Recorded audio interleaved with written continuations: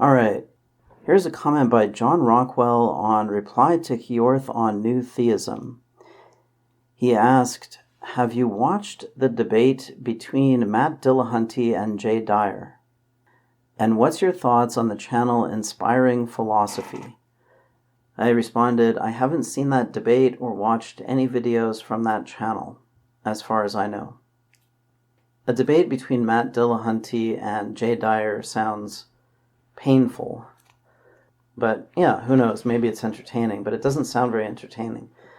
It just sounds painful. So yeah, I probably wouldn't watch something like that. All right, here is a comment by StateoftheNihil on Platonic Dialog with Aarvoll. He said, the Platonic understanding of mathematics has never made sense to me. If a given mathematical model is predictive, and is therefore representative in some sense, then that simply means that particular mathematical model fits. I don't think that would then apply to mathematics as a whole. Overall, there are more ways for mathematics to say nothing about reality. Yeah, exactly. There are many ways mathematics could say nothing, and of course we could also use it to say things that are false, right? You could have f equals ma cubed or whatever. And the only reason one model might say anything in the first place is because of science. The fact that we adopt practices that help us fit these models to our experiences of reality. A mathematical model only says anything insofar as we go to painstaking efforts to fit it to our experiences. Right. And a lot of our mathematical models aren't even an analog to anything. Like, for example, Newton's laws of motion are usually applied by treating objects as point masses. Well, of course, no object is a point mass, but mathematics treats objects as if they were point masses. Now, this happens to work out, but it's not a direct analog to reality. It's a simplification of reality, an abstraction from reality. Temperature. In reality, we believe it consists of the motions of many different molecules. Like the temperature in this room is really determined by the motions of every molecule in the room. But in dealing with that, like in mathematics, we would take the temperature, which is an aggregate property of those motions, but it does not describe all the specific motions. So, yeah, many of our mathematical models sort of differ even in form from the thing that they represent. And so, yeah, I think this idea that mathematics is this perfect fit to reality, so obviously reality is mathematics at some deep level, this really doesn't make sense. Okay, then he said, think about Newton's second law. Specifically, is the statement F equals ma true for the same reason that 2 plus 2 equals 4 is true? Even if you think Newton's laws are only approximations, I think the point stands. F equals ma, if true, would be empirical in nature, while 2 plus 2 equals 4 is not. Well, I made the point that theorems are empirical, mathematical theorems are empirical in a way, but yeah, it's empirical in a different way. F equals ma depends on experiences, or interactions with nature, right? We're trying to extract knowledge from nature by observation and experimentation. Whereas 2 plus 2 equals 4 is derivable from the system of mathematics itself, right? It's a mathematical truth, not a scientific truth. And of course, F equals ma includes variables.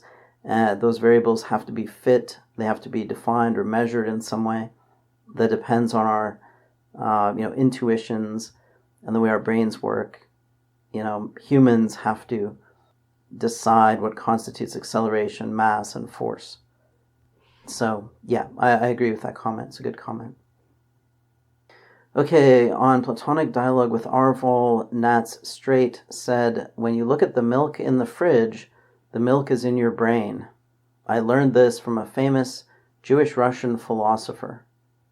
Was the philosopher Meat Machine? I think that's the one he's referring to. All right, and he also said, I've enjoyed listening to every one of the discussions with Eric and you.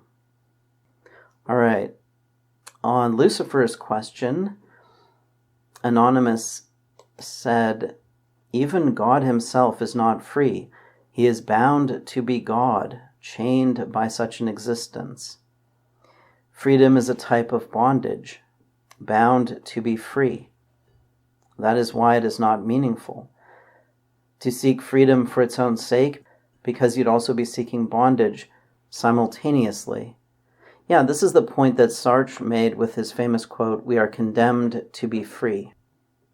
So yeah, Anonymous is repeating Sartre's point about we are condemned to be free, freedom is a type of bondage. I mean, really, the term freedom, unless it's defined as relative to some system in which there are constraints and then there are freedoms, it's only meaningful relative to some kind of system. And then you can always view the system as a bigger cage. So despite all your rage, you are still just a rat in a cage. He said, to be free and also not bound is illogical. True freedom is illogical. Why? Because true freedom is free from logic itself. If we were able to be released from the chains of instinctual biases, we would be indecisive. There would be no reason for us to prefer one thing over the other. Without biases, we would not be propelled forward. Yeah, exactly. That was a good comment. Anonymous made some comments that were not as good, but that one was quite good. So I gave it a heart. All right. Let's see. He made quite a few comments. I'm not going to read them all. Here is a comment by Torin McCabe on Platonic Dialog with Aarvoll. He said, Aarvoll did a good job pointing out the strangeness of the immaterial nature of forms, concepts, and the strangeness of possibilities versus actualities. Yet it was beyond embarrassing when he tried to explain positively about what the actual Platonic realm was and how human souls interact with it. Yeah, I would agree. And the whole Platonic system just replaces one question with two. It replaces one relation with two. Like, without Platonism, you just have what is the relation between the idea in the mind and the thing in itself. How are they related? How does one represent the other? If you add this Platonic dimension of reality, now you have the problem, how does the Platonic form relate to the idea in the mind, and how does the Platonic form relate to the thing in itself? Right? So it really doesn't explain anything. You can try to make sense of the Platonic system, or you can give it an interpretation that isn't completely ridiculous. Like you could say, well, we're just using this notion of a realm as a metaphor to talk about whatever the thing in itself has in common with the idea in the mind, but that really doesn't get you anywhere. Yeah, it's not an explanation of anything. Okay, here is a comment by Foxy Grandpa on Afghanistan and the West. He said, I think you should produce a video detailing your rejection of Hamilton's rule and kin selection more generally. Your argument is not very clear so far. I don't feel that the case is elaborated enough to appropriately overturn a dogma of evolutionary dynamics.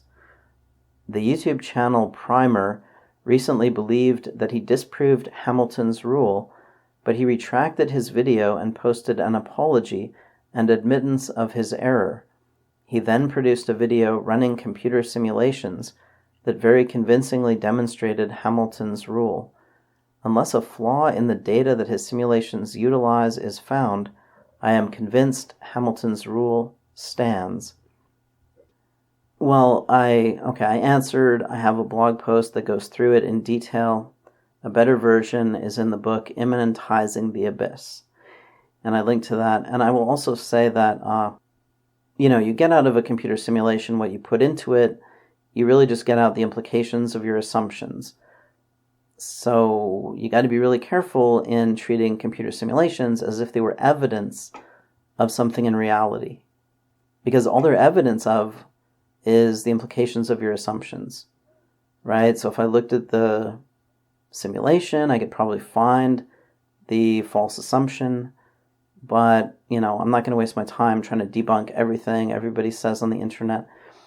But, if you have a counter argument, you can read the blog post. If you think you can make a counter argument, then I will debate you, or, we can discuss it. Foxy Grandpa is like a friendly commenter. I don't think he's being antagonistic here. He's just, he doesn't agree, or he's got a question. But yeah, it's spelled out in some pretty clear terms in that essay. And if you think you have a counter argument, I'd love to hear it. So I would enjoy discussing it with you if you want to.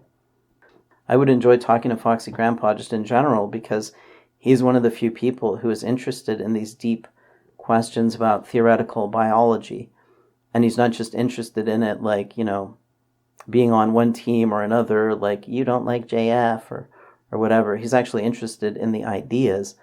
So, yeah, if you want to talk about it, let me know. But I'm not going to, spend my time trying to debunk everything everybody says or picking apart the details of some computer simulation. Okay, here is a comment by Anonymous on the principle of insufficient reason. He said, interesting take, but in my view, the only reason I don't reject reason is because of instincts. There is no reason to not believe this reality is just a simulation or dream. Well, Occam's razor, you could say, but the reason is always going to refer to some instinct, like Occam's razor is a kind of instinct, right? Anyway, he says, I trust it because of instincts. Yeah, you really don't have a choice. You can't really believe you're in a simulation. He said, if I don't, I could die, and then I don't reproduce. Therefore, people who trust reason will live and spread their genes. Their offspring will trust reality regardless of whether it's logical or not to do so. Well, yeah, but I'm not really sure how that relates to the topic of the video. Anyway. Okay, the next comment here is by Anonymous on my review of Mattress Girl's video. He said, maids are where it's at. Yeah, maids are pretty hot, pretty good fantasy. All right, on New Theism, Anonymous said, they can put all that into the concept of God, saying God is logic, God is the foundation of belief, etc. But nothing about that tells us whether this God is sentient. Even if they could argue for a substance which logic and foundations for belief was in, that wouldn't mean that thing is a sentient being. It makes more sense to me that the religious rather personified the laws of logic to this God figure.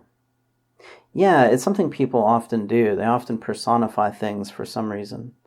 It's a weird kind of self-centeredness of human nature. Like the whole religion thing is like, the universe is really all about us, and you're special, you're super important to God. He wants to talk to you, or you should talk to him every night or something. I guess, I don't know, this is just a weird thing to me. I've never understood religion at a gut level. I can, theoretically understand it, I can understand how it functions and stuff like that, but I can't really imagine believing it because it's so absurd. But so many people believe it. So yeah, it's just weird to me. All right, Torin McCabe on Afghanistan and the West said, classic complaint is that we do not punish and disincentivize the military-industrial complex. And in fact, when you expand from the military-industrial complex to the State Department, to the Education Department, and to non-government organizations, you see that failures are increasing the size of this great bureaucratic conglomerate.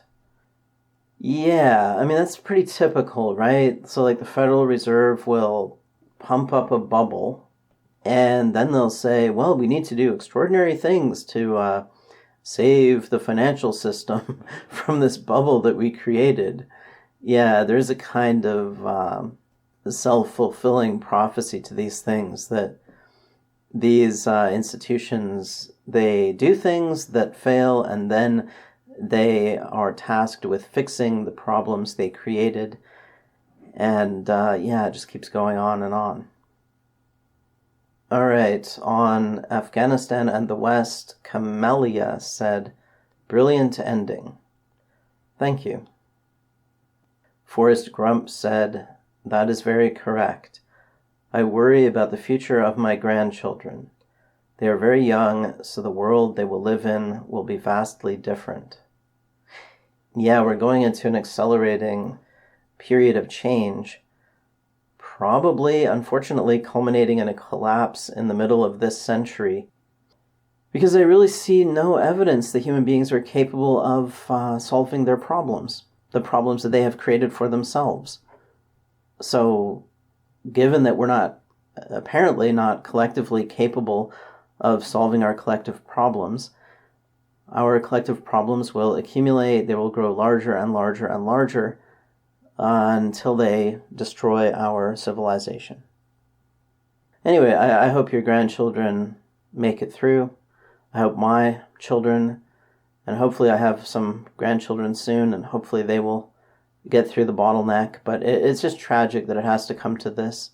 It's tragic that this is the way we're going, that human stupidity is this great, that our dishonesty is so great.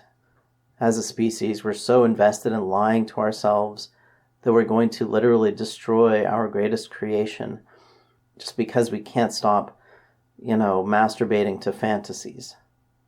Yeah, it's really depressing. But anyway, all right, let's go to the next one. On Inmendham's Idiocy, Mindless Marbles said, Inmendham is honestly one of the dumbest and most dishonest people I ever had the displeasure of seeing. Well, okay, I'm going to be fair. Inmendham is not stupid. Inmendham is actually quite smart.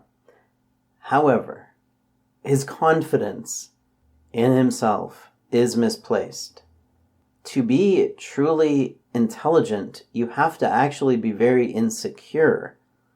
So you're always questioning yourself. You're always doubting yourself. You're always saying, well, wait a minute, maybe I'm not right. Maybe that's wrong.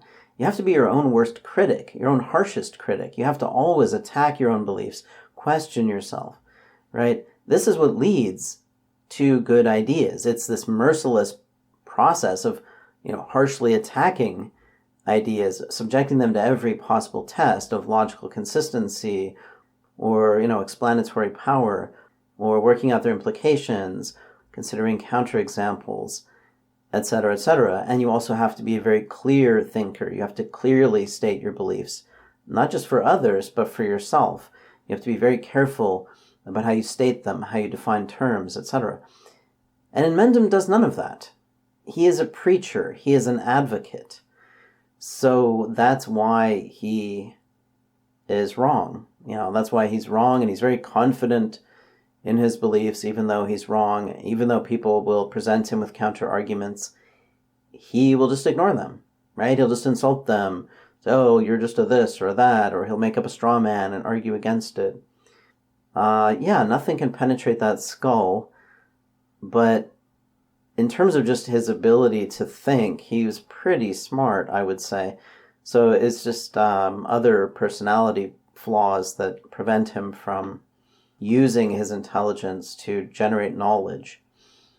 But anyway, I think he was better before, in the earlier days, his earlier period, he was probably more open to critics and he was more willing to engage with other people and ideas. But even then, I think like most people, he has certain core assumptions that he just can't question. If they're questioned, he freaks out. If you question hedonism, he freaks out. If you question altruism, he freaks out. Because these are like the bedrock assumptions of his worldview. And if they're pulled away, the whole thing comes crashing down. He would be thrown into a state of utter chaos.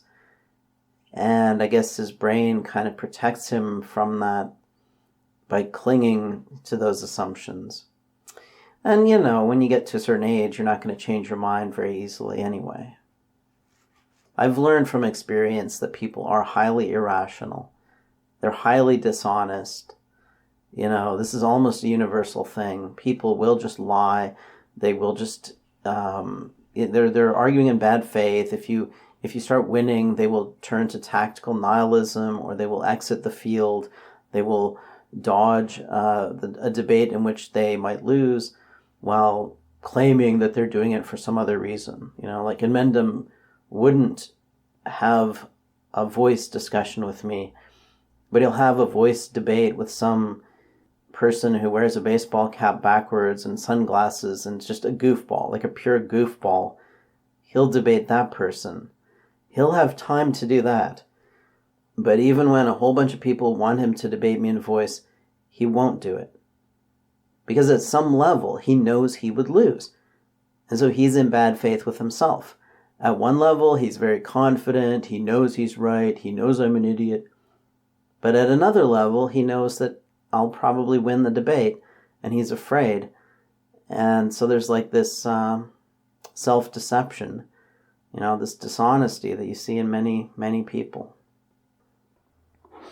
All right, on how I became amoral, Anonymous said, what we call good and evil are just instinctual biases, rather than an appeal to what is logical. Example, our instinctual bias to protect kids. It's in our DNA. This protection of children helped the human species to survive. Kin recognition is also an instinctual bias as to why we are opposed to incest. Human populations which avoided incest survived, and those which didn't died. Genetic reasons. Very simple. So this account that he's giving, this view of morality, is basically completely false. Morality is not in our DNA. Your moral intuitions do not come from your DNA. They are not instincts. You learn them. All right, he said, so instinctual bias to not want that. Some people don't have that instinctual bias. They didn't get that gene. People who are psychopaths just don't have the same genes the population at large has. But psychopathy has been beneficial to other primates. Also, guess you're right on altruism. We probably get dopamine from helping others or cooperation. Well, that depends on your personality and whether you're high in agreeableness. All right, so I replied to him. I said, almost everything you've said here is wrong to some degree. Good and evil do not consist of instinctual biases. Morality is cultural. Children learn what is good and evil from those around them. Morality differs from one culture to another. It also involves a delusion that moral values are objective rather than collective. What makes something good is just that the people in the culture agree that it's good. They believe that it's good, and that makes it good. If they view something as good, it is good in that culture. If they view something as bad, it is bad in that culture. That's what morality is. It's just like if the people in a culture use the word dog to refer to a certain kind of animal, then that's the word for that kind of animal, right? So when you learn good and evil, you're learning what is in the brains of those around you. So that's what good and evil is. It's your knowledge of what other people view as good and evil. It's not instincts, it's culture. Okay, I said we don't have an instinctual bias to protect kids. We recognize neoteny and respond to it emotionally. Neoteny is cuteness, and we find it easier to be nice to cute things. We find it more appealing to be nice to them. But that doesn't really make us protect kids. We are mostly protective of our own children because we are reproducing machines. We're not altruism machines. All right, I said infanticide was very common as part of war, and our ancestors used to kill and eat cute little animals, right? So you might find it horrifying that somebody would, kill a kitten or a puppy. But your farmer ancestors would slit the throat of a baby pig or a sheep, right? A little lamb. They would take it and cut its throat so they could eat it or feed it to their children or sell it. And of course, our hunter-gatherer ancestors would go around trying to kill animals. And many of those animals were cute, many of them were babies, and our ancestors would still kill them and eat them.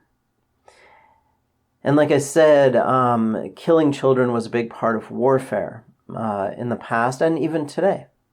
You know, the so-called good guys in World War II, Britain and the United States, were dropping bombs on cities and killing children.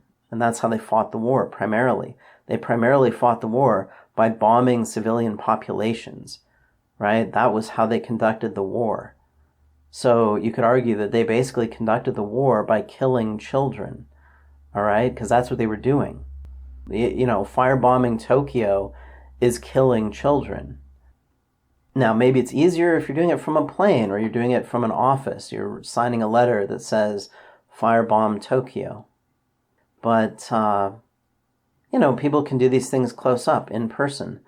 I have a video on my channel called Tribal Warfare that gives an eyewitness account of a massacre of children that was part of a tribal conflict. Now, that was normal. That's normal human behavior. Now, it's natural for human beings to kill each other, including children. All right, I said natural selection is not based on what helps a species or a population to survive. It is based on what helps an individual to reproduce. Like male lions will kill cubs to bring females into heat. That doesn't help the species to survive. That helps those individual male lions to reproduce. That's what's selected for. Okay, then I said we have no instinctive ability to recognize kin. We have instinctive relationship types. And we develop relationships with others based on interaction. E.g., if two people spend a lot of time together as children, they will form a sibling relationship, which blocks sexual attraction. However, if a brother and sister are raised apart and meet later in life, they will often be sexually attracted to each other. But if they know that they are biological brother and sister, then they will view having sex as morally bad, because it violates a cultural norm, and it could lead to social punishment. So basically, you have this thing that you recognize relationships. If you grow up with another child, regardless of whether it's your biological brother or sister, or a stepsister or a stepbrother, your brain will develop a sibling-type relationship to that person, and you will not be sexually attracted to them as an adult. But if you don't grow up with them, and you meet them later in life, and this has happened, there are accounts of this, where brother and sister were raised apart, meet later in life, and they often find each other sexually attractive. Or a father that, his daughter is raised apart from him, so he doesn't know his own daughter. Then they meet later in life, they will often be attracted to each other. And that's because there's no ability to recognize kin. There's no ability to recognize genetic similarity or anything like that. There is this bonding mechanism, right? Most human relationships are based on bonding. They're based on interaction. You learn who is your brother and sister. You learn who is your mother or father, right? You can see this with geese. They will imprint on a human if the human is the first thing they see out of the egg. I said, as for psychopaths, the defining characteristic is just a higher level of aggression and lower level of fear, which makes them more likely to violate cultural norms and social rules. At least I think that's the only useful definition of it. It's not a lack of empathy. Empathy isn't what prevents ordinary people from killing, stealing, etc. Right? This is the myth, right? The myth is that, most of us wouldn't kill, steal, rape, because we're good. And goodness equals empathy in the humanist worldview. So we're actually empathetic, and that makes us nice. And it's only these rare individuals, the psychopaths or the sociopaths, who have this defect. Their empathy is defective, so they're in a sense less than human. They're kind of subhuman, and they're the ones that commit these crimes. Now, this is not true. This is a myth. The real reason people don't commit crimes is that they're afraid of punishment.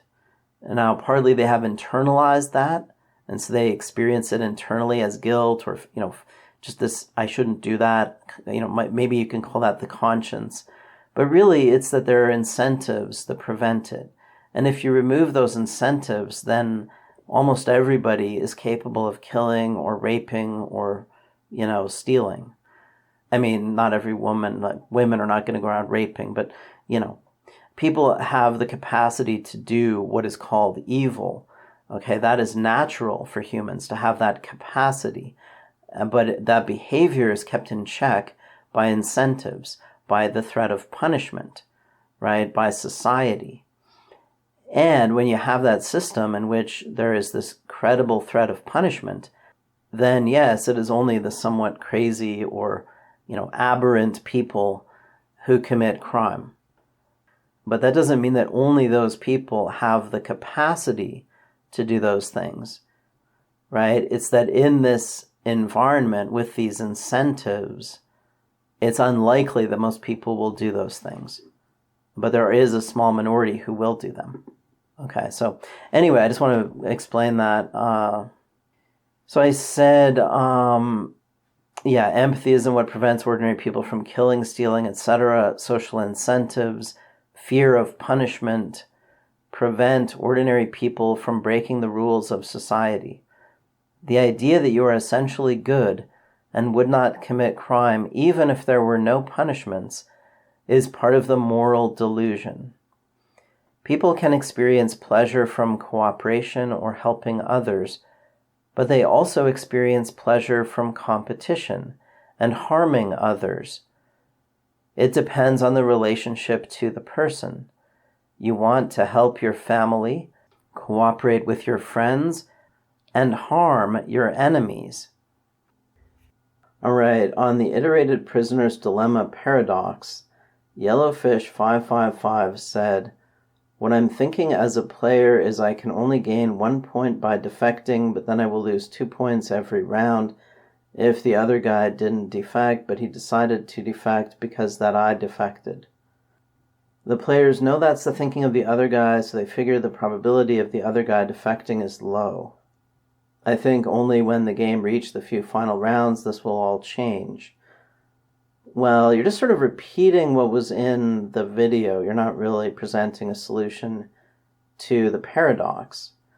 The question in the paradox is what was wrong with the professor's argument. And this is a very difficult paradox. This is an actual paradox in game theory that I discovered when I was doing a graduate level seminar in game theory. Because I remember somebody talking about the iterated prisoner's dilemma with finite iterations and claiming that the rational strategy was to defect on every move. And that instantly seemed wrong to me, and the more I thought about it, the more I realized that it was begging the question. There is a subtle question-begging fallacy in that argument. But anyway, that paradox puzzled a lot of people on the Discord server for quite a while. It's not a trivial thing. It's not something that, you're just going to be able to quickly solve. Okay, Awkward Saxon said, "But Mr. Walrus, if my opponent is the only other actor that matters, then I've just won the..." Okay, he's just saying if the game was something different, then there wouldn't be a paradox. Yeah, like if it was a zero-sum game, then there wouldn't be a paradox. But the whole point of the prisoner's dilemma is that it isn't a zero-sum game, right? That's the whole point of it. And you got to learn to think outside of this box in which everything is a zero-sum game. If everything was a zero-sum game in life, then there'd be no point cooperating with anybody. Okay, anyway, I'll move on. Gourd Lord said, "Your reading aloud is very stiff and unappealing to the ears." Yeah, it's probably true. It's not very easy to do, or at least not for me.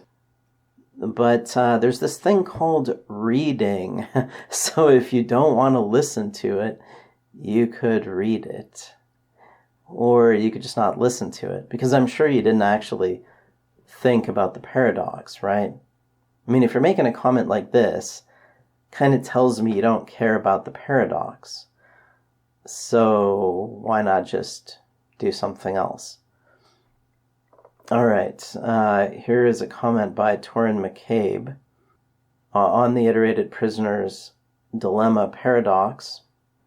He said, "We humans rarely live past 100, so we do play a version of this game, and most elderly that I know are extremely generous in their final years and do not defect."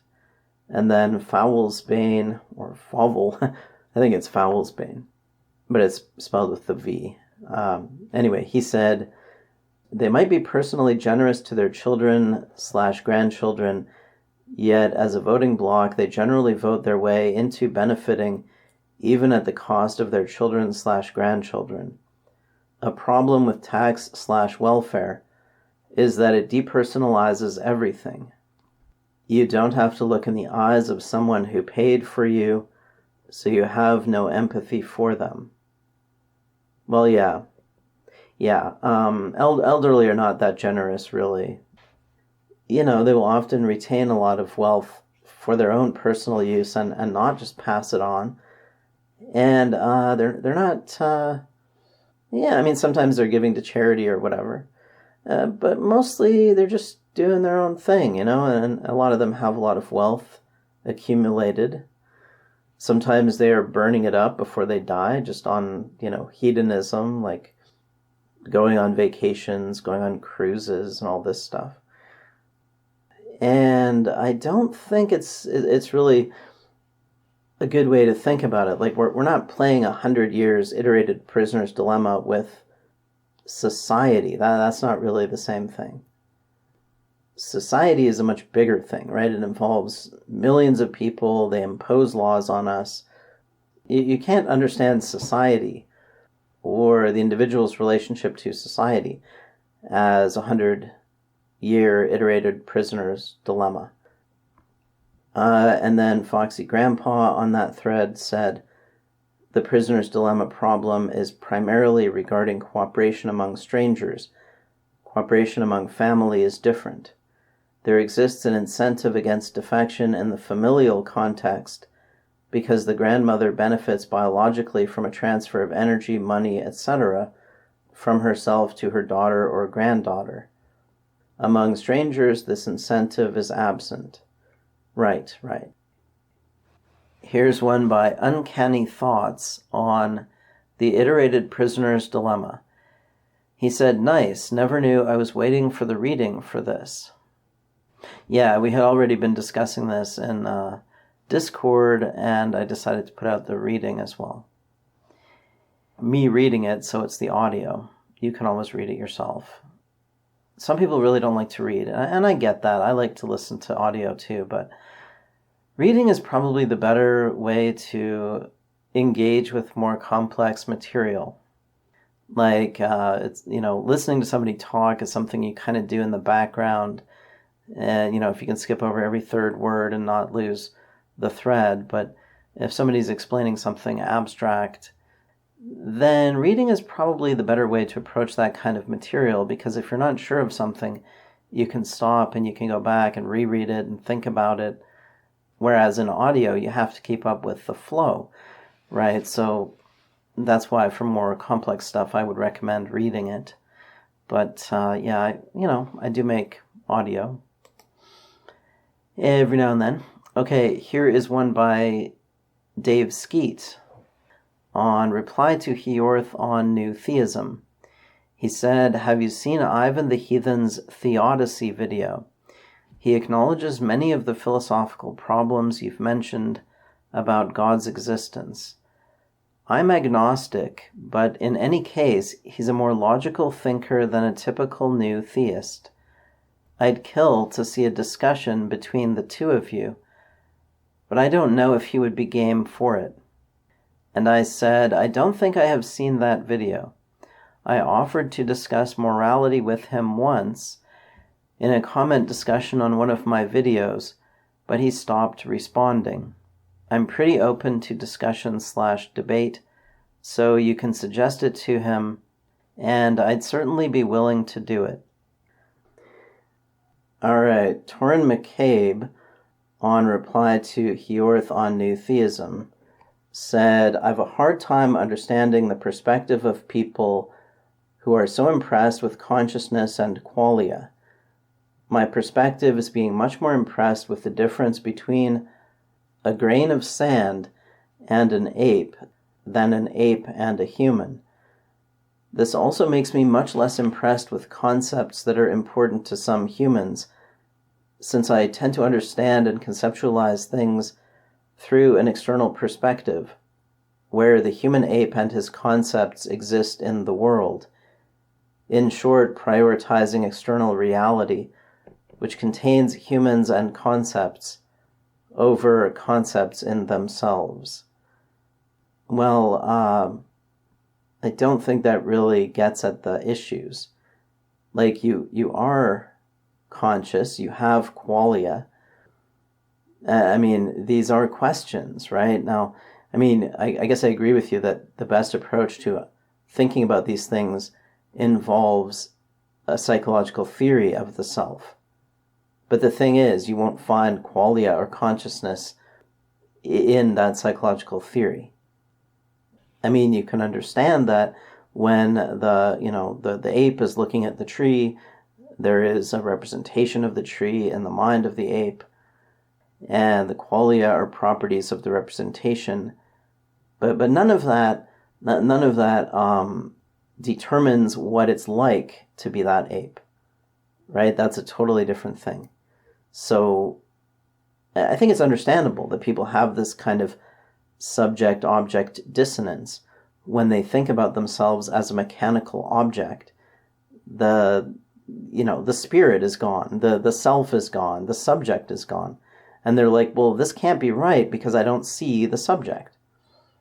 Now, you don't see the subject because you are the subject, because, the subject is not in the model. The subject is, what it's like to be that thing. And so no model of the subject as an object is going to contain or determine the experiences of the subject. It might explain them, but it will not, I don't even know how to put it. It just won't contain them. Like, in a psychological theory of vision, you could reverse the subject's experience of blue and yellow, or red and green, without changing the theory. As long as some wavelengths of light produce a certain type of experience and other wavelengths produce a different type of experience or quality of experience, that's all that the theory can predict. But it can't tell you what it's like to look at the blue sky. It can't tell you what it's like to be a brain. Alright, Maldoror said on Maldoror's Lament, nice torbernite, by the way. Carlin Green, USGS, 5 centimeters, Musonoi. He knows specifically where that specimen came from. And I said, I knew you'd like that. It's a beautiful mineral. See, I knew it because Maldoror is a fan of radioactive minerals. He collects them.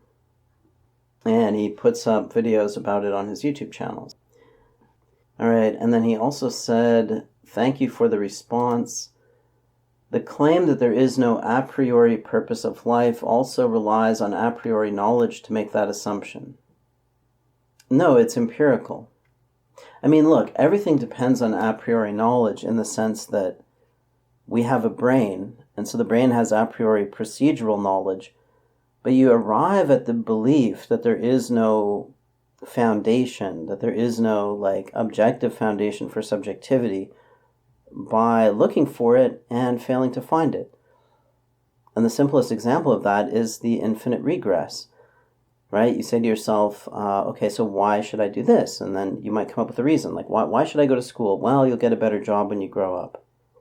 Okay, but why should I get a better job when I grow up? Well, you'll have more money if you have a better job. Okay, but why should I have more money? Well, you can use money to buy the things that you want. okay, but why should I buy the things that I want? What's the purpose of doing things that I desire? Right? When you get down to that level, you discover, wait a minute, there actually isn't a justification for that. That's just something that is instinctive, right? I instinctively want certain things, so I'm going to instinctively pursue certain things. Or, there's a mechanism that generates certain types of desires. So I'm going to act in certain ways to pursue those desires. But that doesn't mean that those desires are indicating things of objective value, that those things really have value, or that I must believe that they have value. I can critique my emotions, and I can discover that, well, okay, now I have arrived at that layer of a priori procedural knowledge, right, that I don't have an explicit rational justification for value. I have a brain that has emotions that work a certain way. And that's what you discover when you go through this infinite regress. And it's the same thing with truth. You can start out with any truth claim, and then you can work your way backward through the reasons for it, and eventually you will arrive at some like a priori procedural knowledge, like I saw it and I just naturally, intuitively, instinctively generate perceptual beliefs when I see things, right? Or I observed a pattern, I saw these instances of these things together, so I acquired this concept that includes them both. I acquired this belief that these things are linked. And so you can arrive at the processes, but then you can always critique the processes or question the processes. You can say, well, how do I know that when I see something that perception is correct or is an accurate model of reality? And you'll discover that you don't have a justification for that. It's just an innate, you can call it a predisposition, or it's part of your nature to do that. The same thing with, inducing knowledge from experience. You can discover the mechanism, you can theorize about the mechanism, but the mechanism doesn't come with some little guarantee. Like there's no little, this mechanism is guaranteed to work, signed by God. It's just that you can discover this thing about yourself, that, okay, my beliefs are generated by these mechanisms, but I don't have an independent justification of these mechanisms. Nevertheless, I am forced to rely on them because they are me. I don't have an alternative. I don't have an alternative to them. I don't have some other type of brain that I can, situate my consciousness within that works in a totally different way. So what you're discovering is you're a brain in a skull, and that your beliefs depend on the brain, and your value judgments depend on the brain. And the buck stops with the procedural knowledge that is built into the structure of the brain. But that procedural knowledge is, it's procedural, it's not written down, it's not explicit, it doesn't consist of ideas, it consists of mechanisms that you can only, empirically, inductively theorize about, model yourself, right? You don't have any direct access to them via consciousness. You have no direct awareness of these mechanisms. You theorize, okay, this must be happening in my head to produce this. This other thing must be happening in my head to produce that. So you can develop a psychological model of yourself as a mechanism composed of other mechanisms that do various different functions within the larger mechanism. And then, of course, you can understand that mechanism as part of a bigger mechanism, a reproducing machine, right? So you can understand yourself in this way, biologically, functionally, psychologically, and physically. You can understand yourself as part of the physical world. But these are all a posteriori theories about yourself, and they're theories about the procedural, innate, inescapable basis of the self, its nature.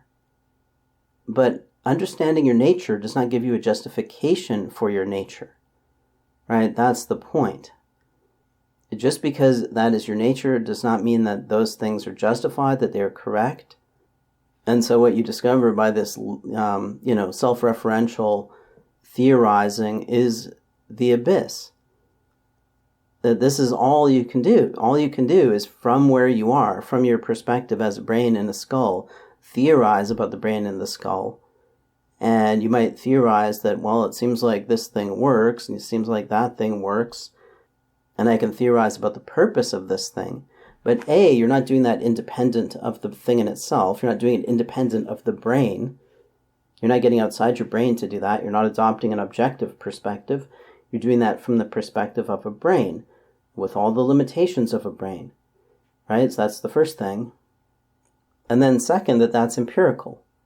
You're inducing this theory from experience. You're taking the data of experience. You're also taking other bits of background knowledge, like, there's a brain inside your skull. You don't split your head open to look at it. It's something you believe from biology class or psychology class or whatever, right? So you have these other background beliefs, and combining that with experience, you form a psychological theory of yourself, right? But that's all you're doing. And so you realize that you have no independent justification for your beliefs or your values or anything else that you do. That's the point of the abyss. That is the abyss. Okay.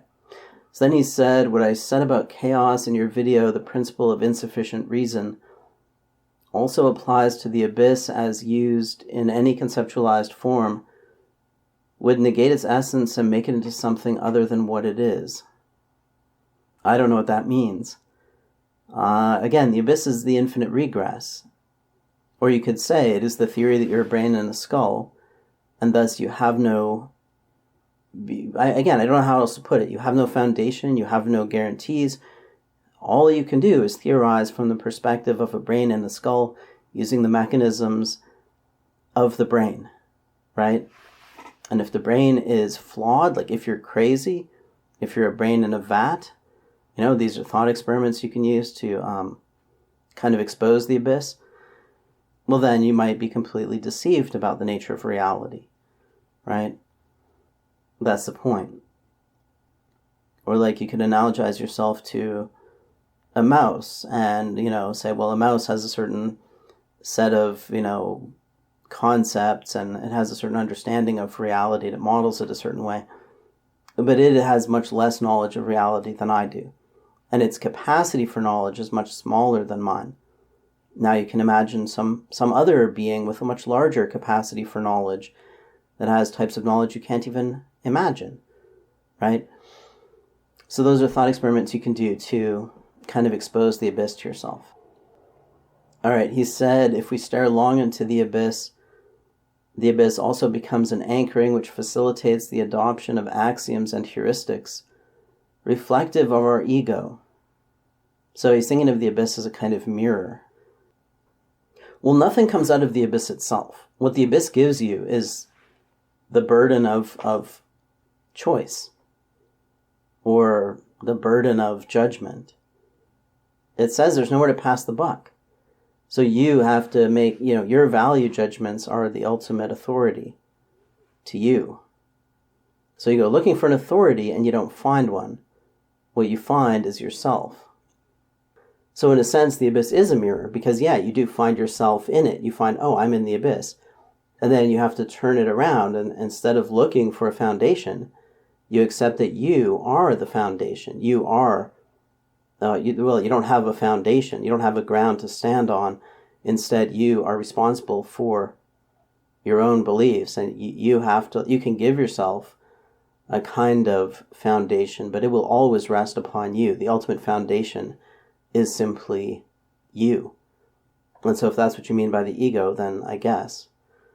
All right, he said we can completely dissect, challenge, and upend every supposition or presupposition that we hold, and find that in our journey to the end of the night, all we did was come full circle in bringing to the foreground the ignorance of essentiality. Well, I wouldn't say that that's full circle, right? Because now you understand your condition. Now you have a theory of yourself and your relation to knowledge and your relation to reality. You've accepted your authority over your beliefs. You've stopped pretending or, falsely believing that they come from some authority outside yourself, that they have an objective foundation. And you've also expanded the self. You've expanded the self by theorizing about the self, by bringing background knowledge into the foreground, or at least theorizing about it, and by theorizing about the mechanisms that are you. So it's not like you've just gone in a circle. I mean, in a sense you have, but it's more of a spiral. You've climbed up a spiral staircase to a higher level of understanding. All right, he said, my attempt to expound on these ideas have been lackluster and always will be, because the only way to talk about the essence of things is to talk about them badly, given our limited perceptibility and impermanence.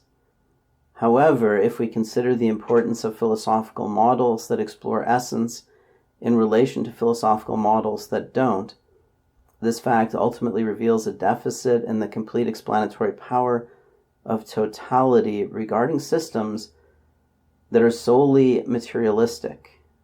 Well, I don't even really know what that means. Okay, so first of all, what do you mean by essence? You are a brain, the brain has a nature. The nature is not the essence of reality. It's the essence of you, I guess you could say, right? But it consists of these mechanisms like emotion and induction and memory and attention. And you can not only theorize about them, you can critique them. And you can say, wow, my attention system is kind of limited. You know, I have a tendency to commit these fallacies if I'm not thinking slowly and carefully. Or my emotions are badly adapted to the modern environment, so they don't generate the biologically ideal behavior, right? So you can critique this mechanism. But it's not an essence, it's a mechanism. I don't know what you mean by essence.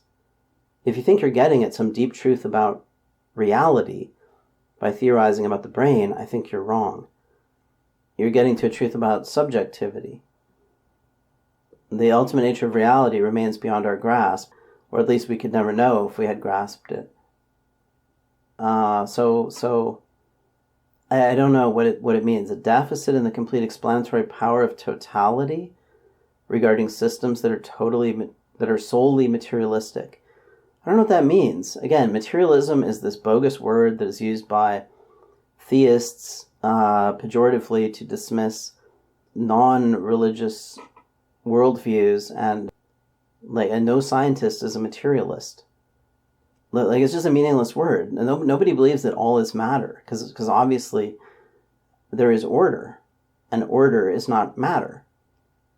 But you don't have to pretend that this order is linked to a god or to some supernatural thing, or that there's a Platonic realm of order, any of that stuff, right? Those are all just, you could say, bad metaphors, or you could just say they're not right, they're bad theories. What we can say is that there must be order to the world, and there is order to the brain. But beyond that, we can't really say very much, right? That doesn't imply God, that doesn't imply a separate realm, unless you're using that as a metaphor to just mean order. So I don't know what you mean. What deficit? What's the deficit? You say deficit in the complete explanatory power. Well, who claimed anything could have complete explanatory power? Anyway, he said, if subjectivity is inescapable, how are the factors of inherent deterministic influence over potential versus actual outcomes reconcilable with reality? What does that mean, reconcilable with reality? You have a brain. I mean, that's all it is, right? You have a brain. The brain models reality. It also models what you want. It generates a model, like I should have a hamburger for lunch. That's an idea. And then it generates action, which is, you go to McDonald's and you buy a hamburger. Okay? That's a potential. It's a potential outcome. You might get to the door and then say, oh, I've got leftovers in the fridge. So you go back and eat the leftovers. You never get the hamburger. The potential never becomes an actuality. That's one of the functions of the brain, right? To generate potentialities. Why does this require a reconciliation with reality? I don't get it.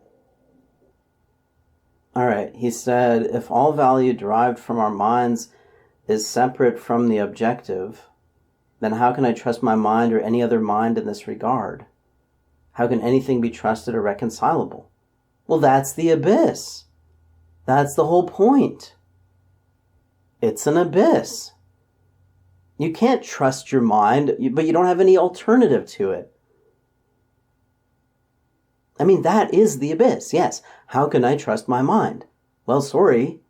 There is no guarantee that your mind works. Your mind could be wrong. There is no objective basis for it other than that it is a certain type of object, right? I mean, it just is what it is, and you are it, and so you don't really have an alternative to it. But the processes within it might be wrong. You could be crazy, right? That's the whole point of the cogito. And there's a cogito for value as well, right? Like I would say your value judgments are terribly flawed because you've spent your life, being reclusive and collecting radioactive minerals instead of finding some hot chick and having sex and making a bunch of children. And you think my value judgments are terrible because I have done that instead of, being reclusive and collecting torbernite. Who is right? Well, we'd have to agree on a standard. And the only thing we have to agree on such a standard is our brains. So I might say, well, my standard is reproduction. That's the purpose of the body, and thus the purpose of the brain within the body. And you might say, I reject that standard. And then I would say, okay, well, that's your prerogative, right? I mean, you're a different brain. I can't force you to accept my standard. And I don't have an objective justification for it. So, yeah, I mean, that is the abyss. We can critique our beliefs. We can critique our brains. We can ask this question, how can I trust myself? But there is no higher authority. That's the point. You don't have an alternative other than trusting yourself. So you can choose between self-affirmation or self-negation. But that's all you can do. Okay, that's why philosophical problems are different from ordinary problems. Because ordinary problems are posed within a frame that takes these things for granted, a frame in which we have ways of making truth judgments, in which we have ways of making value judgments that are presupposed, that are taken for granted. So you can make an ordinary truth judgment or value judgment within that frame and justify it within that frame. But philosophy is becoming aware of that frame and critiquing it without making the assumptions or the presuppositions that that frame consists of. And when you do that, of course, you can't justify anything ultimately, and that's the infinite regress of justification, and that is the abyss. So it seems like you haven't really stared into the abyss, because that is the abyss. And if you found in the abyss some reason to trust your mind, then you were confused. Like if you thought you found objective truth inside the abyss, you were confused.